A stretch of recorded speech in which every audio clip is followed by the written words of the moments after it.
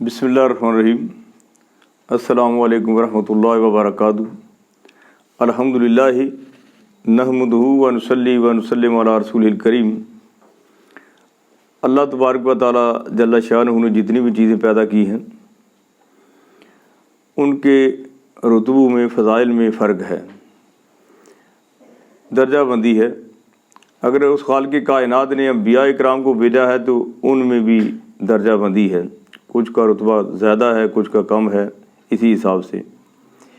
इसी तरह कुरान पाक हो के सारे का सारा जो है ये सवाब का काम है और इतना सवाब मिलता है कि आप सल्लल्लाहु अलैहि वसल्लम ने इरशाद फरमाया कि कुरान के एक हरफ के बदले में 10 नेकियां मिलती हैं। और आपने ये भी इरशाद फरमाया कि मैं ये नहीं कहता कि अलिफ लाम और मीम एक है, बल्कि ये 3 हैं, इनकी 30 नेकियां मिलेंगी। यानी पूरे का पूरा कुरान जो है ये बाबरकत है, एक का सवाब बहुत ज़्यादा है। लेकिन फिर भी इसमें कुछ सूरतों के मुतालिक आप सल्लल्लाहु अलैहि वसल्लम ने इरशाद फरमाया है जिनकी दर्जात में फ़र्क है, यानी कुछ फजीलत में ज़्यादा हैं, कुछ के पढ़ने में ज़्यादा सवाब मिलता है, वो कि पूरा कुरान जो है वो अफजल है। लेकिन जिन सूरतों का ज़िक्र आप सल्लल्लाहु अलैहि वसल्लम ने किया अपनी हदीस मुबारक से, अपनी ज़बान अतहर से, उनके फ़ज़ाइल बयान किए, उनके फ़ज़ाइल अपनी जगह मौजूद हैं। उन्हीं में से एक सूरह इखलास है। जब नबी करीम सल्लल्लाहु अलैहि वसल्लम आपने ऐलान किया कि ला इलाहा इल्लल्लाह पढ़ लो, यानी अल्लाह के अलावा कोई इबादत के लायक नहीं है, तो जो मुशरिकीन मक्का थे उनने 360 बुतखाने काबे में लगाए हुए थे। अब वो बड़े हैरान थे कि हम किस तरह सब कुछ छोड़कर एक ही को इलाह मान लें। फिर वो कहने लगे कि उसकी हमें कुछ सिफत बताओ जिस इलाह के बारे में आप कह रहे हैं कि अल्लाह के अलावा कोई इबादत के लायक नहीं है। जब उन्होंने मुशरिकीन ने सवाल किया कि उसकी सिफत बताओ, तो जिब्राईल अमीन आए सूरह इखलास लेकर, यानी वही की शक्ल में आप सल्लल्लाहु अलैहि वसल्लम के सामने सूरह इखलास पढ़ी या दिल में रखा की, जिसका मतलब यह है कुल अल्लाहु अहद, यानी या नबी कह दीजिए कि अल्लाह एक है, अल्लाह समद, अल्लाह बेनियाज है, लम यलिद व लम यूलद, ना वो किसी में से है ना उसमें से कोई है, वलम यकुल लहू कुफुवन अहद, और ना ही उसकी कोई बराबरी करने वाला है, वो एक ही है। ये सूरह इखलास के मुतल्लिक़ आप सल्लल्लाहु अलैहि वसल्लम ने इरशाद फरमाया कि हर चीज़ की एक निस्बत होती है, और ये सूरह इखलास जो है ये अल्लाह ताला की तरफ ये निस्बत है अल्लाह ताला की, इससे पता चलता है। अल्लाह ताला की सिफ़ात जो हैं उनको भी हमें समझना चाहिए कि एक तो ये है कि उसकी मिसल नहीं है कोई। आम लोग जो कहते फिरते हैं कि हम सीढ़ियाँ चढ़ेंगे, ये है वो, ऐसी कोई बात नहीं है, बल्कि वो खालिक़ कायनात इरशाद फरमाता लैसा कमिस्लिही शैउन, अल्लाह ताला इरशाद फरमाया कि उसकी मिसल है ही नहीं। फिर भी हम मिसालें पेश करते हैं, कभी हम छत कहते हैं, कभी कोई चीज़ बनाते हैं, लेकिन मिसालें हमने उस खालिक़ कायनात की नहीं बयान करनी। हमें अल्लाह ताला तक पैगाम पहुँचाने के लिए कोई ऐसा काम नहीं चाहिए, बल्कि अल्लाह ताला हम लोगों तक पहुँचाने, क्योंकि हमें पता नहीं अल्लाह ताला क्या कहना चाहता है, वो क्या चाहता है, इसलिए वो खालिक़ कायनात जो है इंसान तक पहुँचाने के लिए इसबाब की ज़रूरत है। लेकिन जब इंसान जो है वो अल्लाह ताला की बात अल्लाह ताला के सामने कोई अर्ज़ करना चाहता है, उसका ज़िक्र करना चाहता है, तो उसको बीच में कोई चीज़ नहीं बनती, उसके कोई पहुँचाए उसको, ऐसी कोई बात नहीं है। बल्कि सैयदना हज़रत इब्राहीम अलैहिस्सलाम जो थे, जब उनको आग में फेंका गया तो हज़रत इब्राहीम अलैहिस्सलाम के पास जिब्राईल आ गए। जिब्राईल ने आके तसल्ली दी और साथ ही बैठे, और फिर उसके बाद जब वापस जाने लगे तो हज़रत जिब्राईल कहते हैं अल्लाह के नबी मैं वापस जा रहा हूँ, कोई पैगाम पहुँचाना हो अल्लाह ताला तक तो मैं पहुँचा सकता हूँ। हज़रत इब्राहीम अलैहिस्सलाम ने इरशाद फरमाया कि जिब्राईल मुझे पहले वो शख्स बता जो जब मुझे आग में फेंकने लगे थे, किस शख्स ने जाकर अल्लाह ताला को बताया कि तेरे बंदे को आग में फेंकने लगे हैं। ये एक बहुत बड़ी बात थी तौहीद की, यानी अगर अल्लाह ताला को कोई बताए हमारा हाल जाकर, तो वो अल्लाह ताला तो नहीं हो सकता, वो हमारा मालिक तो नहीं हो सकता।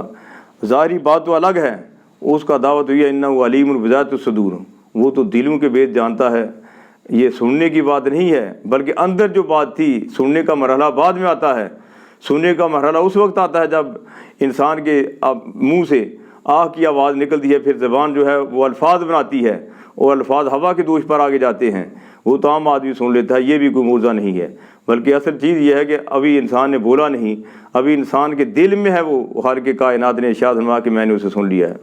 اللہ تعالیٰ کی صفات میں سے یہ بھی ایک چیز ہے سنتم ولا نوم، یعنی وہ سوتا نہیں ہے۔ آیت الکرسی میں واضح طور پر ہے، سونا تو درکنار، اس کو اونگ بھی نہیں آتی، یعنی سونے سے پہلے جو نیستی ٹائپ چیز ہوتی ہے وہ بھی نہیں ہے۔ ایک ضعیف روایت میں ایک سمجھانے کے لیے بیان کی جا رہی ہے، حضرت موسیٰ علیہ السلام تھے، حضرت موسیٰ علیہ السلام نے سوچا کہ شاید کہ اللہ تعالیٰ سوتا بھی ہوگا۔ اس خالق کائنات نے حضرت موسیٰ علیہ السلام کا سوچنا تھا کہ اللہ تعالیٰ نے جبرائیل کو بولا کہ موسیٰ میرے نبی کے پاس، موسیٰ کے پاس یہ پانی کی بھری ہوئی 2 بوتلیں لے جاؤ اور ان کو بولنا کہ سوئیں نہ۔ حضرت موسیٰ علیہ السلام کو پانی کی بھری ہوئی 2 بوتلیں دیں اور ان کو حکم ہوا کہ سونا نہیں ہے، ان کو پکڑ کر کھڑے رہ رہے ہیں۔ حضرت موسیٰ علیہ السلام نے دونوں بوتلیں پکڑیں اور کھڑے رہے۔ آخر انسان سے تھے، اولاد آدم میں سے تھے، نیند غالب آ گئی، ایک دفعہ جھٹکا لگا سنبھل گئے، دوسری دفعہ لگا سنبھل گئے، لیکن پھر آخر نیند کا جھٹکا شدید آیا، اور اس کے بعد کیا ہوا کہ آنکھ لگ گئی اور سارے اعضاء ڈھیلے ہو گئے، ہاتھوں سے بوتلیں تو گر پڑیں زمین پر۔ جیسے ہی بوتلیں زمین پر گریں وہ ٹوٹ کر پانی بہہ گیا۔ وہ خالق کائنات کی طرف سے آواز آئی، اے موسیٰ اگر میں بھی کوئی ایسی چیز ہو سونے والی تو یہ ساری کائنات کا نظام جو ہے یہ درہم برہم ہو جائے، یہ بالکل ایسے یہ چاند ستارے سورج یہ سارے جو ہے آپس میں ٹکرا کر ختم ہو جائے، نیست و نابود ہو جائے۔ یعنی اس خالق کائنات کی یہ بھی صفت ہمیں دیکھنی چاہیے کہ ایسی صفت ہے، وہ سوتا نہیں ہے، وہ کھاتا نہیں ہے، لیکن اصل معاملہ یہ دیکھتا ہے لیکن آنکھوں کا محتاج نہیں ہے، سنتا ہے لیکن کانوں کا محتاج نہیں ہے، اور چلتا ہے لیکن پاؤں کا محتاج نہیں ہے۔ یہ سب چیزیں اس خالق کائنات کی صفت میں شامل ہیں۔ اور میرے دوستو بزرگوں، اللہ کے نبی نے اس صورت کے ساتھ متعلق ارشاد فرمایا، آپ نے ارشاد فرمایا صحابہ کرام سے کہ سب جمع ہو جاؤ، میں آپ لوگوں کو 1/3 قرآن سناؤں گا، یعنی قرآن کا تیسرا حصہ جو ہے وہ سناؤں گا۔ صحابہ کرام اکٹھے ہو گئے۔ آپ صلی اللہ علیہ وسلم تھوڑی دیر کے بعد گھر سے باہر ہوئے، باہر آئے، تشریف لائے، اور آپ صلی اللہ علیہ وسلم نے کھڑے ہو کر سورہ اخلاص پڑھی، اور اس کے بعد آپ صلی اللہ علیہ وسلم واپس چلے گئے۔ صحابہ کرام ابھی موجود ہی تھے، انہوں نے سوچا کہ شاید کوئی وحی نازل ہو گئی ہے یا اور کام پڑ گیا ہے۔ تھوڑی دیر کے بعد آپ صلی اللہ علیہ وسلم پھر واپس آئے، اور آپ نے ارشاد فرمایا کہ آپ لوگ اس انتظار میں ہوں گے کہ میں نے 10 سپارے پڑھنے کا وعدہ کیا تھا، اور سورہ اخلاص پڑھ کر چلے گئے۔ صحابہ کرام نے عرض کی یا رسول اللہ ہم تو اسی چکر میں تھے کہ آپ نے 10 سپاروں کا وعدہ کیا، تیسرے حصے قرآن کا۔ آپ نے ارشاد فرمایا کہ میں نے آپ لوگوں کے سامنے سورہ اخلاص پڑھی ہے، اور یہ 10 سپاروں کے برابر ہے۔ میرے دوستو بزرگوں، سورہ اخلاص جو ہے، اگر ہم حدیث کی روح سے اس کے ثواب کا اندازہ لگائیں تو ہمیں پتہ چلتا ہے کہ قرآن کے ایک حرف کے بدلے 10 نیکیاں ملتی ہیں انسان کو، ایک حرف کے بدلے 10 نیکیاں ملتی ہیں۔ آپ نے ارشاد فرمایا کہ میں یہ نہیں کہتا الف لام اور میم ایک ہے، بلکہ یہ 3 حرف ہیں، یعنی 30 نیکیاں اس کی ملیں گی۔ اور اگر کوئی آدمی سورہ اخلاص پڑھتا ہے تو گویا کہ 10 سپاروں کے برابر اسے ثواب ملتا ہے۔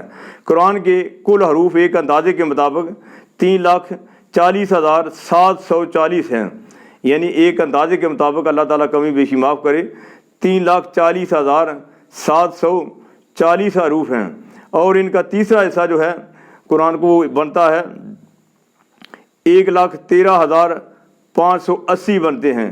جب اگر ہم اس کو 10 کے ساتھ ضرب دیں اور حساب لگائیں ثواب کا، تو ہمیں پتہ چلتا ہے 11 لاکھ جو ہیں 11,25,800 نیکی بن جاتی ہے ایک آدمی کی، جب یہ سورہ اخلاص بندہ آدمی پڑھتا ہے۔ اور میرے دوستوں بزرگوں، بہت بڑا ثواب ہے سورہ اخلاص کا۔ آپ صلی اللہ علیہ وسلم اکثر بیشتر رات کو یہ تینوں جو ہیں کل ہیں، ان کا اکثر بیشتر آپ ود کر کے اپنے اوپر دم کر کے ہاتھوں کے اوپر پھونک مار کے اپنے بدن کے اوپر پھیرتے تھے۔ یعنی یہ قل هو اللہ احد، دوسری قل اعوذ برب الفلق، تیسری قل اعوذ برب الناس مالک الناس، ان تینوں صورتوں کو دم کر کے ان کا اپنے اوپر پھیرتے تھے۔ مسجد قباء کے ایک امام تھے، وہ جب لوگوں کو جب بھی نماز پڑھاتے وہ سورہ فاتحہ کے بعد سورہ اخلاص کو ضرور پڑھتے، اور پھر اس کے بعد کوئی اور صورت پڑھتے۔ اب مسلسل یہ سلسلہ جاری رہا۔ دوسرے ساتھیوں نے نبی کریم صلی اللہ علیہ وسلم کے سامنے جا کر شکایت کی، پہلے اس کو سمجھایا، اس کو بولا کہ بھئی یہ بات ہے، یا تو سورہ اخلاص پڑھا کرو اور یا پھر اور کوئی صورت ہے، یہ کیوں ہر روز آپ سورہ اخلاص بھی پڑھتے ہیں اور ساتھ میں کوئی اور صورت بھی پڑھتے ہیں؟ انہوں نے بولا، صاف جواب دے دیا کہ میں تو ایسا ہی کروں گا، میں تو اس کو نہیں چھوڑ سکتا، اگر چاہتے ہو تو کوئی دوسرا امام رکھ لو۔ وہ لوگ بڑے پریشان ہوئے، ان کی نظر میں وہ شخص جو ہے متقی پرہیزگار تھا اور ان سے زیادہ کوئی عالم بھی نہیں تھا، لیکن انہوں نے سوچا کہ یہ بات ہم ایسے نہیں کر سکتے کہ کسی اور کو رکھیں، چلو اس کی شکایت نبی کریم صلی اللہ علیہ وسلم کے دربار میں کرتے ہیں۔ آپ صلی اللہ علیہ وسلم کے پاس گئے اور عرض کی، یا رسول اللہ، ہمارا جو امام ہے وہ ہر دفعے جب بھی قرأت کرتا ہے سورہ فاتحہ کے بعد، سورہ اخلاص پڑھنے کے بعد پھر اور کوئی سورت پڑھتا ہے، تو ہم نے روکا ہے۔ آپ صلی اللہ علیہ وسلم نے اس شخص کو بلایا، پوچھا بھی تم ایسے کیوں کرتے ہو؟ اس شخص نے کہا، یا رسول اللہ صلی اللہ علیہ وسلم، مجھے اس سورت سے محبت ہے۔ آپ صلی اللہ علیہ وسلم ارشاد فرمایا، تمہاری یہ محبت تمہیں جنت میں پہنچا دے گی۔ میرے دوستوں بزرگوں، قرآن کا یوں تو ایک ایک حرف جو ہے وہ قابل تعریف ہے، وہ باب برکت ہے، ایک ایک حرف، لیکن بعض آیتیں، بعض صورتیں ایسی ہیں جن تلک نبی کریم صلی اللہ علیہ وسلم نے نشاندہی کی ہے۔ انہی صورتوں میں سے ایک سورہ اخلاص ہے جس کا ابھی ذکر کیا۔ اللہ تعالیٰ عمل کی توفیق دے۔ وما علینا الا